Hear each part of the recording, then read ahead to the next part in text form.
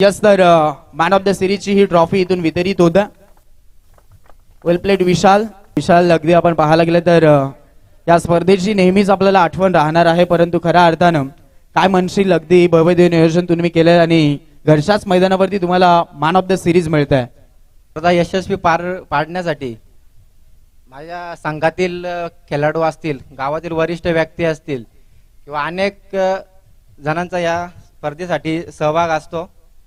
ही स्पर्धा यशस्वी पाडण्यासाठी खूप मोलाचं सहकार्य असत आहे. आज मला मॅन ऑफ द सिरीज भेटली.